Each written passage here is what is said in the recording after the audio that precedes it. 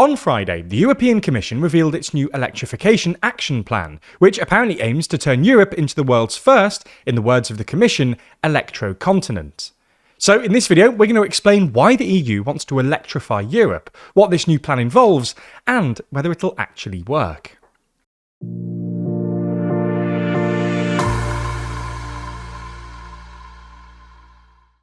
European politicians don't really talk about the energy transition anymore, but that doesn't mean it isn't happening. In fact, Europe has quietly redoubled its effort at decarbonisation. In the latest issue of our magazine, we look at this rare good news, and why the energy transition has ended up looking different to the one we envisioned. That's just one of 80 pages in the magazine, because there's more in Too Long than you'd expect. Purchase your copy by clicking the link in the description. So let's start by explaining what we mean by electrification. This is a bit of a generalisation, but broadly speaking, energy consumption can be split into two forms. Direct fuel consumption, which includes burning fuels for stuff like transport and heating, and electricity consumption.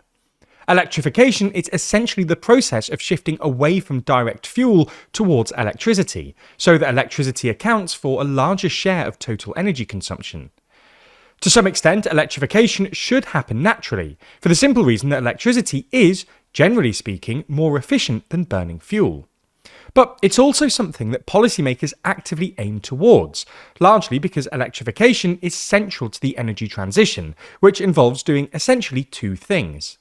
First, you have to decarbonise your electricity supply by, say, replacing your coal or gas power plants with wind and solar farms. And second, you've got to actually electrify your economy by, say, replacing petrol cars with electric vehicles or gas boilers with electric heat pumps.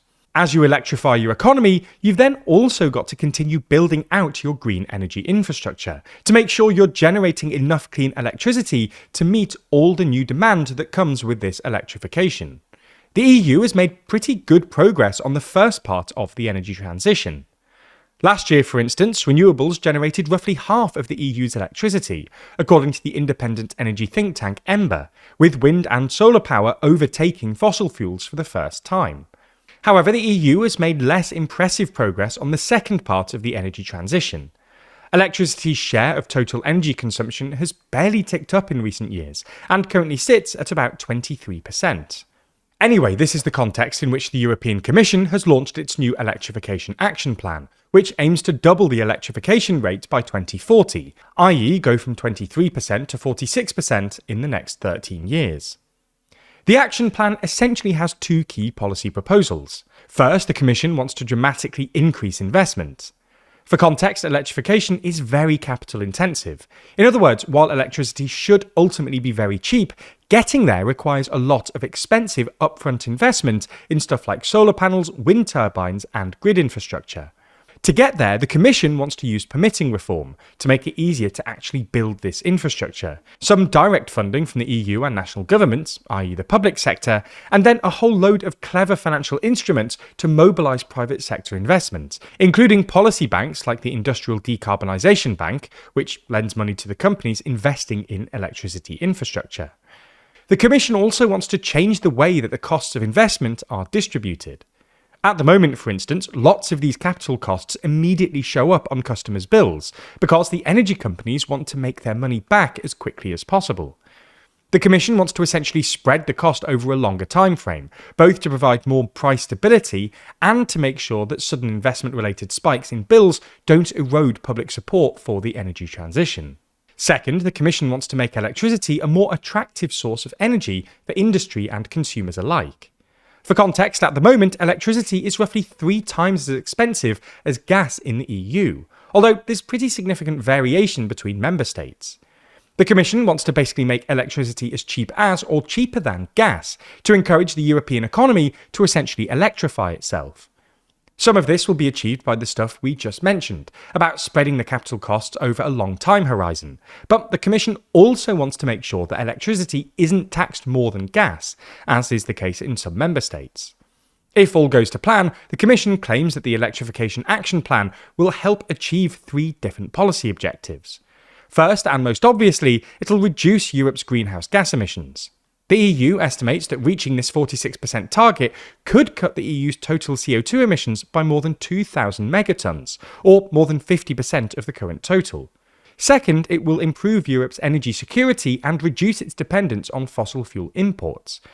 According to the Commission, reaching this goal could cut the EU's fossil fuel import bill by €260 billion per year by 2040. Given the EU currently imports about €2.5 trillion worth of stuff every year, this would represent a 10% reduction in the EU's overall import bill, which should make the euro significantly stronger. Third, the Commission hopes that it'll improve Europe's industrial competitiveness. For context, one of the structural issues for European industry at the moment is the relatively high cost of energy. If the Commission can get electricity prices down below gas prices, this would cut costs for European industry and help restore its global competitiveness. So that's the plan, but will it actually happen? Well, it's not impossible, but it feels pretty unfeasible. Just look at the graph. To put this into numbers, in the 15 years up until 2025, the EU's electrification rate rose by 4 points, from 19% to 23%. To get to 46% by 2040, over the next 15 years, the EU's electrification rate would have to rise by 23 points. In other words, things would have to move more than 5 times faster. This is obviously somewhat implausible, which might explain why this new 46% target is not legally binding. This is made even more difficult by the fact that, the further down the electrification path you go, the more difficult things get. We've done the easy bits first. Replacing coal-fueled power stations with solar and wind farms, for instance, is pretty straightforward. But electrifying, say, long-distance travel or industrial processes like steel production, for instance, is a lot more difficult. Furthermore, even in sectors we know how to electrify, getting to 46% is harder than it looks, because electricity is so much more energy efficient than fuel. Take cars, for instance. We know how to electrify cars, and electric cars are getting cheaper and better all the time. But getting to a 46% electrification rate in this sector, in other words, getting to the point that electricity accounts for 46% of all car-related energy consumption, would require 80% of all cars in Europe to be electric. This is because electric cars are way more energy efficient than petrol cars. On average, electric cars consume about 18% as much energy as petrol cars, which means that, to get their share of total energy consumption up to 46%, you actually need them to account for way more than 46% of all cars. Similar dynamics apply for other electric technologies, like heat pumps. All in all, while a noble ambition, getting to a 46% electrification rate by 2040 feels pretty optimistic to say the least. And if it does happen, it'll probably be the consequence of yet unknown technological advances rather than Commission policy.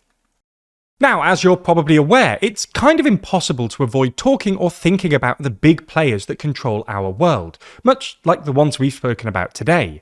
But it's not just the government leaders that impact our day-to-day life, it's also the big companies and how it's becoming increasingly difficult to avoid their influence.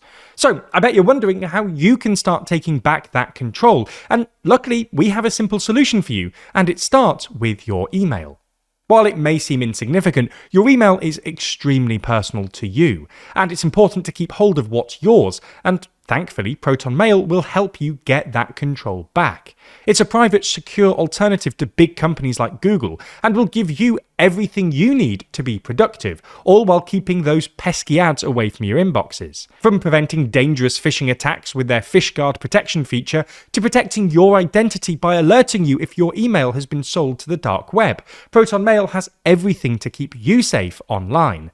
They also offer end-to-end and zero-access encryption, meaning your email truly stays private, inaccessible to advertisers, trackers, and even Proton itself.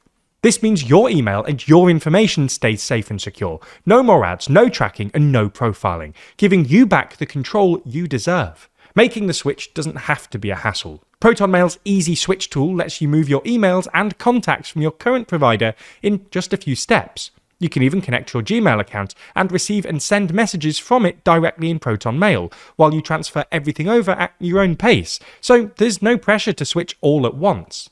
So, start using Proton Mail for free today by using our link at proton.me/TLDR, and you'll be one step closer to a fully protected online experience free of data exploitation.